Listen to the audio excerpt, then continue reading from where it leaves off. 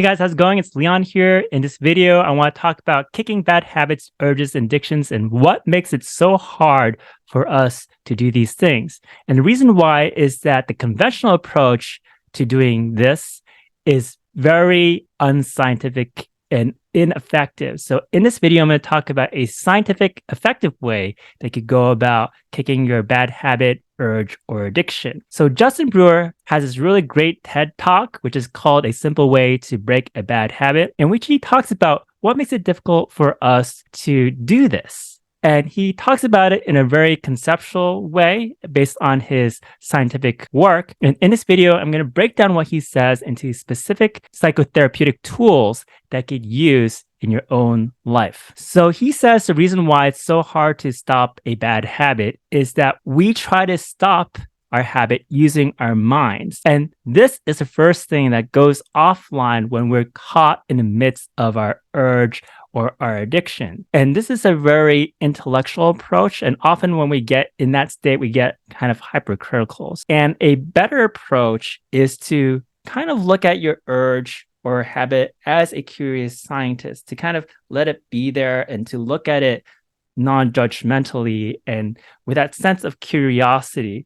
And that is a really great starting point to be able to change a bad habit, because often what happens is that when we get caught in a bad habit, we are in a state of unconsciousness. And so it kind of just happens as automatic pilot. But when we get curious, you could become conscious of it as it's happening and then choose a different response. So he talks about knowing in your being that you want to change that bad habit, knowing it in your bones. When we can really become disenchanted with a bad habit viscerally, and when we can really integrate the fact that this is not something that we want to engage in, that is when we're able to disengage from the bad habit. So he got these smokers and he actually told them to go ahead and smoke, but be very curious how it's like when they are smoking. And what he has found is that when people really pay attention, they go like, well, when I'm smoking, it smells like stinky cheese, tastes like chemicals, it tastes terrible. So he talks about changing our knowledge to something that is wisdom. So knowledge is something that's up here. We know it's not good for us, but we don't really feel that it's not good for us. So when we do this experientially and we engage in that bad habit, and really feel that, no, this is not something that's serving me, that's when it becomes wisdom that we know in our bones. We use cognition to try to control our behavior, which I mentioned before, and it goes offline. What we want to do is become disenchanted with the urge at a visceral level. So here you see on the right, here's an image of the brain, and here's the forebrain. This is the part of our brain that we try to use to change a bad habit. But that thing does not work when we are in the midst of it. Think about it this way. Cravings are simply body sensations like tightness and restlessness, and they come and they go. So when you can allow yourself to be with it, to experience that craving as it's happening without making it bigger than what it is, but also just being very mindful that it's happening, then you notice it comes along with this physiological response, this tightness and restlessness. But you could allow it to let it pass, and when you let it pass, that urge goes away. So a good question to ask yourself is, what is the deeper need you're trying to meet with your habit? So there's one I can think of, which is that I excessively use YouTube. And when I think about that deeper need behind it is that I'm using YouTube because sometimes I get anxious and YouTube kind of calms me down. And there's nothing wrong with it in itself, but when I use it in excess, it actually makes me more anxious. So it's good to have that understanding. What is that deeper need that you're meeting? Sometimes we avoid trying to answer this question because we think that's going to justify why we're doing that habit. But the thing is to really try to find what the deeper need is and try to replace that deeper need with something that is much healthier and more constructive. You don't want to try to change your habits at a surface level, like just change your behavior. That doesn't work. You want to really embody, really believe it, the reason why it's not working for you. This is something that I got from dialectical behavioral therapy that I learned through Dr. Jennifer May, and I've linked to her material down below in the description box. She talks about making an urge hot. When the mind is focused on the urge feels really present, visceral. It is experienced tangibly, and you're thinking about how good it would feel. So instead of forcing these sensations to go away, how can you kind of describe them curiously, but also at a distance? Describe as an observer to yourself. How's it like to experience an urge to do a habit? This is really just understanding, how does your mind make your urge hot? You could say to yourself, I notice my mind is, I notice I feel, I notice my body. So I notice my mind is wanting to be distracted. I notice I'm feeling this anxiety. I notice that my body was tense and it's kind of relaxing a bit. But then, like, when I start to keep using that YouTube, what's happening is that I notice that my eyes start to get dry and teary, and that doesn't feel that good. Or I start to have anxiety that builds up in the background, and I'm starting to get like distracted. So just be very curious about what's happening viscerally within. It seems like the craving does not really feel so good. So like when you're really paying attention, it doesn't feel that good. Just like what Justin Brewer has said about the smokers in his study.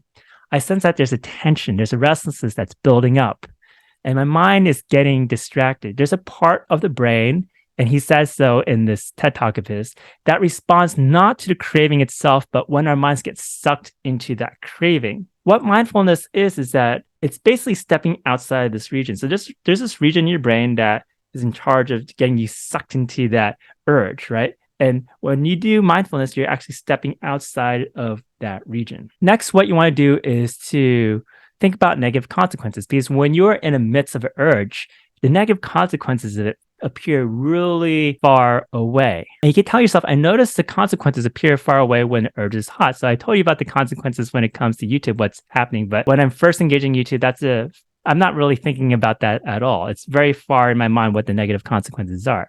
So is it good to become more aware? Then you want to do this if-then exercise. If I start to get hot with an urge, then I observe the urge. Then I could cool the urge by remembering the consequences. So what are signs I can see when the urge is arising? Often there's a tension that is showing up. I often like to use this sign that there's this tension that is showing up within myself, because when I am engaged in a bad habit, I am not even conscious anymore. So I need something to kind of just flip the switch. So I go like, aha, I'm engaged in it. So for me, it's the tension. So I'm watching YouTube. There's this tension that starts to build up in my body. It's like, aha, there we go. That's when I am engaging in this right now. And it's time to do and practice this exercise. What you want to do is to keep the memory of the consequences fresh in your mind. And we want to create new associations. So for example, if you start your day by reading a lot of email, it could divide my attention. It could defocus me. It overwhelms me. So these are the negative consequences. So you want to tell yourself these consequences kindly and curiously. And over time, you'll start to integrate the negative consequences more. And it's important to not do this in a way that's really harsh on yourself. It's just to be able to help you change this habit. So in the beginning, the consequences are very intellectualized. We tell ourselves these are factually the bad consequences of what would happen when I engage in this habit. So what you do is you build this association so that the negative consequences don't appear as far away, and you become more familiar with it. So something that you could do is that, say it's very hard to change a bad habit, then you could mindfully enter into doing that bad habit, but just really pay attention. Just be curious what's happening when you are doing so. Like, what are some of the negative consequences that you are experiencing, and kindly tell yourself that. And next time when you get the urge again, you could tell yourself what those consequences are. So what happens is that people often feel like they could just change their habit overnight. They just go cold turkey. They go from A to B.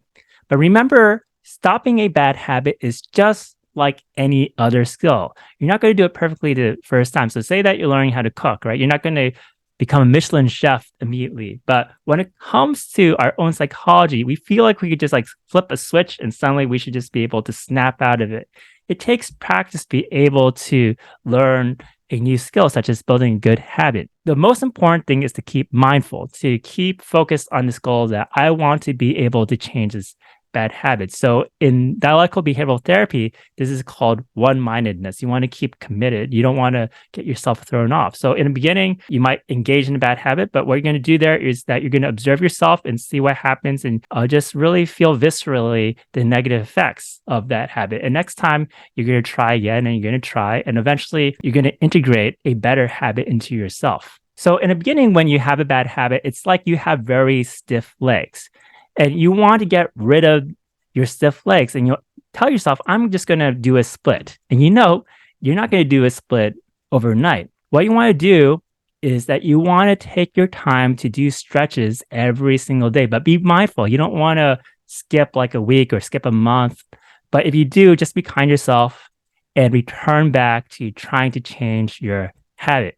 If you have very stiff legs and you're beating yourself up for not being able to do a split, it doesn't make any sense. And the same thing applies to our own minds. It takes time for the body to reset itself, but it certainly can be done. So the last thing I want to leave you with is that when you're in the midst of the bad habit, these are questions you could ask yourself. So these are questions that are taken from ACT Therapy. I really recommend this book called ACT Made Simple. I'm going to make a link to that book down below. These are the questions you'd ask yourself. And remember to ask yourself kindly even when you are engaging in the habit. Is this an old urge? Is this my habit? Do I gain anything useful from listening to it again? Does this habit help me take effective action in improving my life? Does this thought help me be the person I want to be?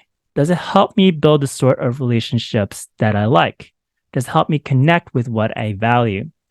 Does it help me in the long term to create a rich, full, meaningful life? So this is basically another way of telling yourself what the consequences are.